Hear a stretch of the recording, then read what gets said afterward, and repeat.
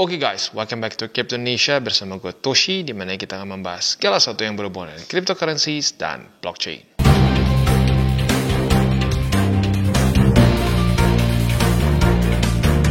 Dan hari ini kita akan kembali lagi ke meme coins ya. Dan kalau ngomongin soal meme coins, dalam beberapa hari ke belakang ini dikuasai oleh si Trump ya. Tapi hari ini kita nggak akan update dulu Trump. Kenapa? Karena nanggung ya. Besok si Trump akan, bukan tepatnya besok sih ya, besok subuh, pergeseran dari tanggal 20 ke tanggal 21 jam 12 malam pas ya, dia akan dilantik. Nah, jadi kita sekian aja bahasnya setelah dilantik, kita lihat aftermath-nya seperti apa, apakah akan lanjut naik atau tidak gitu ya. Nah, jadi nanggung, mendingan sekalian besok aja kita update-nya. Jadi buat lo yang penasaran mengenai si token Trump, boleh nanti stay tune, besok kita akan bikin satu video khusus mengenai si Trump ya. Nah, tapi sisanya yang lain mulai merah merona ya. Merah merona padahal BTC baru saja new all time high, gila nih ya. DCWT sesi pertama masih sedikit ini ya, masih lemah-lemah gimana gitu ya. Sekarang udah rally, bukan rally ya, ngepam sampai ke angka 109.356. Wow ya. Berarti membuat new all time high karena sebelumnya di 108.364, tadi 109.356. Signifikan di atas dari di Desember kemarin. Gila ya. Nah, kenapa bisa seperti ini? Kenapa logikanya terus ke BTC bukan ke yang lain, bukan kayak ke ya mungkin ke memes yang lain gitu, karena orang udah profit di satu memes biasanya dia akan taruh lagi ke aset yang lebih dianggapnya lebih konservatif, lebih stable ya, which is itu ke apa ya, Bitcoin begitu. Makanya sekarang ada surge yang lumayan signifikan ke sini ya, karena untuk si Trump juga kayaknya ada sedikit, bukan sedikit lah, kayaknya ada wick yang lumayan begitu. Nah, dari situ kemungkinan orang masukin lagi ke BTC. Nah, jadi gimana nih Bang nasib dari meme coins yang lain? Ya suka nggak suka, memang meme coins itu adalah aset yang very hype base. Ya, jadi kalau misalkan ada memes lain yang lebih nge-hype, orang akan cenderung pindahin duitnya ke sana dulu. Pindahin duitnya ke sana dulu, udah gitu ditaruh di tempat yang lebih safe dulu seperti BTC. Begitu ya, suka nggak suka memang seperti itu. It's part of the game. Makanya untuk memes ini ya sekali lagi gue bilang bukanlah untuk orang-orang newbie sebenarnya ya.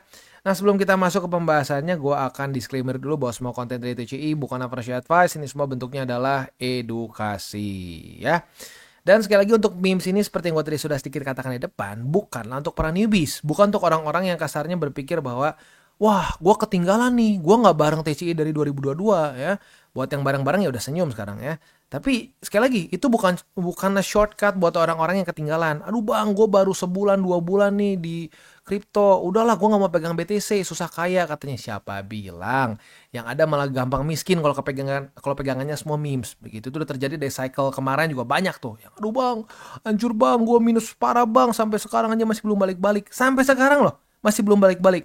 Itu kenapa? Karena banyak yang berpikir bahwa semua kripto tuh sama aja. No, very different ya. Jadi sekali lagi memes dan pre-sale ya, pre-sale dan memes ini bukanlah untuk para newbies, bukanlah untuk orang-orang yang merasa ketinggalan begitu. Justru menurut gue lebih cocok pre-sale dan memes ini adalah untuk orang-orang yang udah profit dulu di market, udah profit, kantongnya profit, sorry ya bener sih kantongnya profit ya. Udah profit, udah dikantongin profitnya, mungkin udah dipakai buat beli apa dulu lah ya. Nah, dari hasil profitnya itu boleh dialokasikan sedikit ke pre-sale maupun ke memes. Totalnya berapa? Maksimum 10% dari Porto Spot. Itu 10% untuk memes in general. Kalau pengen pre-sale, ngambil dari bagian memes. Berapa paling gede? 5%. Gitu. Jadi harusnya nggak terlalu besar. Gitu. Kenapa nggak terlalu besar? Supaya resikonya nggak gede. Gitu. Supaya resiko lo tuh tetap terjaga.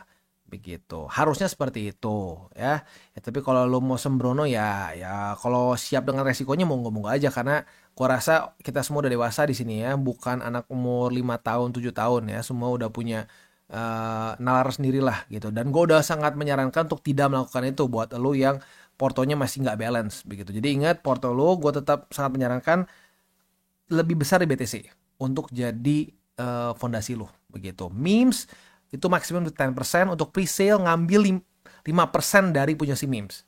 Begitu. Ya berarti ngambil 50% dari si memes kalau lo mau. Begitu ya.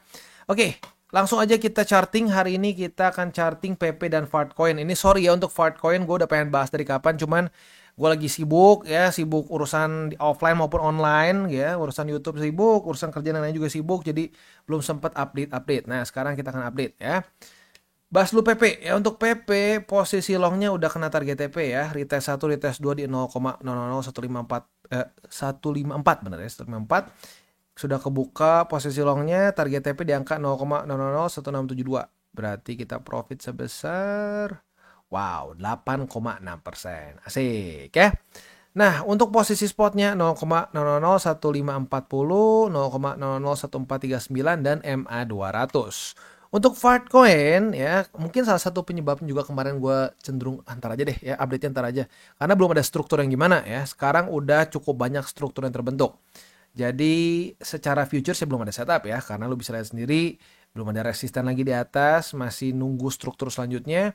Jadi spot dulu aja deh. Untuk spotnya di 1,5225, MA20 dan 0,8662 begitu ya. Itu kurang lebih untuk posisi spot ya, spot dan futures untuk overallnya. Untuk Fart masih belum ada futures, lebih ke spot aja ya. Nah, untuk presale kita ada presale cukup baru yaitu meme index ya. Ini gua nggak sebut nama tokennya soalnya di Indonesia. Aduh, ngekak juga ya.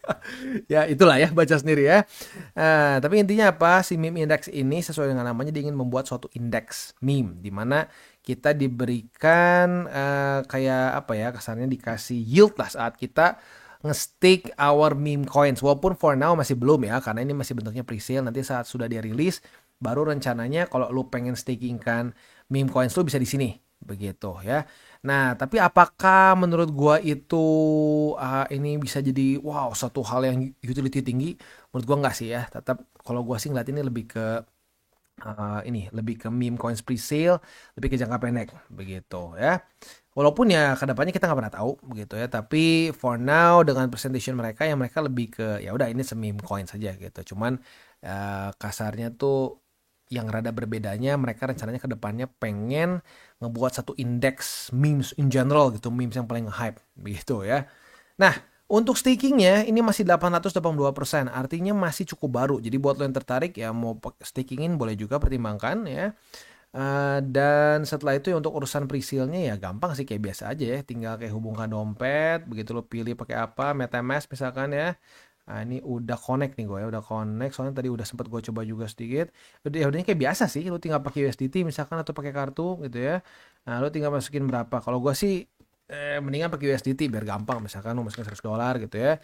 Lalu ya udah tinggal lu bayar aja, as simple as that begitu ya. Tapi ya sekali lagi gue ingatkan ya, untuk presale ini bukan untuk para newbies ya. Jadi kalau lu misalkan, aduh bang, TA tuh apa? Fundamental tuh udah jangan dulu ngelihat memes, jangan dulu ngelihat presale ya. Fokus udah belajar dulu TA, belajar dulu mindset, begitu. Fokus dulu BTC, Ethereum, pelan-pelan bangun gitu dari odds yang besar. Udah profit, nah bolehlah dikit-dikit ke memes. Tapi sebelum itu sih gue nggak terlalu sarankan lah, begitu ya. Ya tapi udah gede lah ya, lu coba mikir sendiri juga lah, begitu ya. Jangan sampai lu meresikokan diri lu terlalu gila juga, gitu ya. Nah, tapi buat orang yang memang sudah tahu cara kerja presale ya dan udah sering juga nih ya muterin dana di presale gitu ya, asik juga sebenarnya ya. Tapi ya harus ingat juga bahwa presale itu nggak semua boom, ada juga yang bust beberapa ya. Nah, tapi kalau kita terus konsisten dan terus jaga resiko ya aman-aman aja sih. Ya at least itu pengalaman gua. Kalau lu ya nggak konsisten terus nafsuan gitu ya banyak yang boncos juga ada yang boncos gitu ya. Ya contoh kemarin, zaman kapan ya? 2023 gitu kalau nggak salah ya. Ada satu presale kalau nggak salah tuh Sponge kalau nggak salah ya, yang V1 tuh. Wah, udah 600% asik, udah profit gue mikirnya. Terus bisa-bisanya masih ada orang yang kayak, aduh bang, gue minus, lo kok bisa minus? Udah 600%. Oh, kirain bakal 10x bang. Aduh ya. Ya pokoknya harus bisa jaga resiko lah. Dan ingat, saat listing minimal modal kantongin. Ya, minimal modal. Sisanya lu pinter-pinter sendiri deh. Lu mau TP sebagian boleh, mau TP semua boleh, tergantung lu semuanya. Tapi yang harus semuanya adalah minimal modalnya masukin kantong dulu. Begitu, ya. Supaya apa? Supaya resikonya udah nggak ada. Begitu. Oke, itu kurang lebih gambarannya. Sekali lagi ya, untuk utility-nya itu mereka ya kedepannya akan memberikan kasarnya tuh yield yang lo bisa dapatkan dari meme coins yang lo stakingkan di platform mereka lah gitu kasarnya ya. Tapi for now, ya ini lebih ke pre-sale meme coin saja gitu. Karena masih belum bisa lo stakingkan. Gitu, lo cuma bisa stakingkan tuh si tokennya mereka lagi di sini. Begitu, masih belum lo bisa stakingin memes yang lain. Begitu ya. Oke. Nah, selain itu juga dia udah diaudit oleh Coinsalt ya, seperti biasa lah ya. Untuk si auditnya ini si ownernya nggak bisa nge-mint, nggak bisa nge-blacklist, nggak bisa nge-honeypot, nggak bisa nge-set fee yang terlalu tinggi mungkin ya. Lalu nggak bisa juga trading nggak bisa menghentikan trading begitu. Which is ini beberapa cara klasik di 2021 untuk ngerak pool ya.